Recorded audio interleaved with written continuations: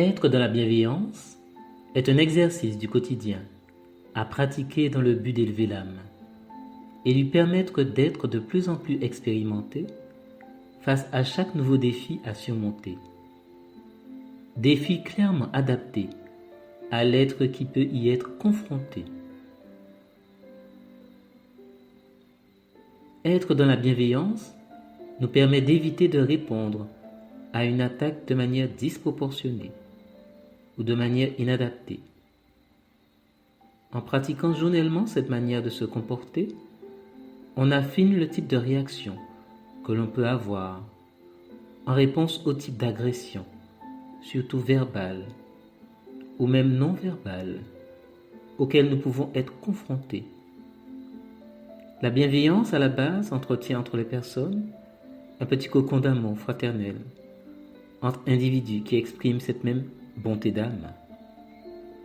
À mon sens, lorsque nous trouvons des contacts, des connaissances qui expriment cette volonté d'être dans cette belle et noble vibration, nous nous rechargeons tels des piles d'amour, devenant à terme des piliers d'amour, capables d'exprimer davantage d'amour, ou du moins l'amour nécessaire et suffisant dans certains contextes, là où la tension entre les personnes est palpable.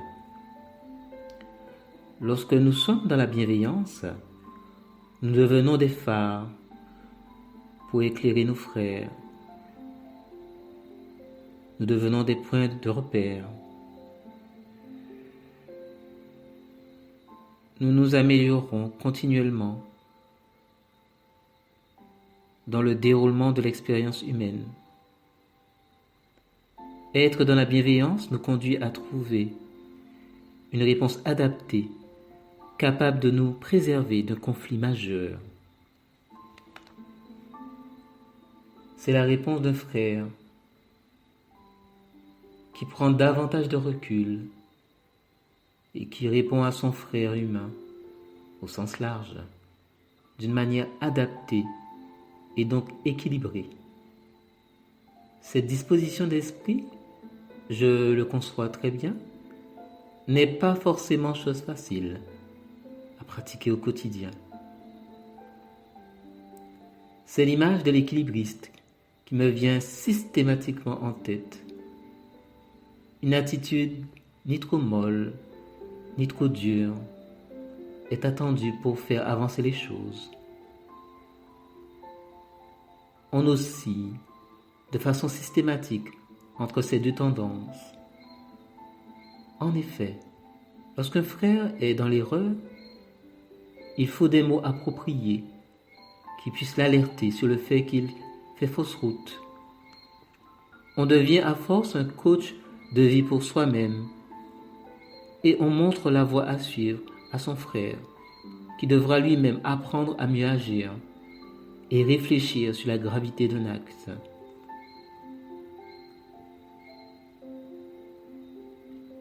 Être dans la bienveillance, cela veut dire être certes dans la compréhension, mais cela demande un message permettant de rectifier une attitude qui se veut maladroite. Cela demande que l'on fasse preuve également d'un minimum de sagesse, permettant de donner à l'autre une idée de ce que peut représenter une attitude mûrement pensée, en nous évitant la brutalité, réflexe immédiat que l'on peut avoir lorsqu'on nous manque de respect.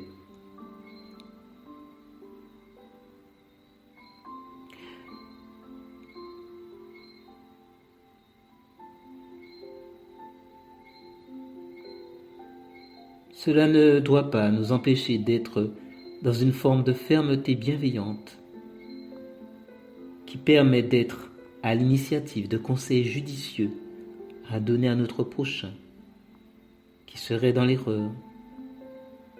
Je parle ici du cas de figure parent-enfant, responsable d'équipe, parlant à un collaborateur, ami plus sage, conseillant l'ami moins enclin à l'être. Car lorsqu'une erreur est commise perpétuellement, il ne faut pas se taire.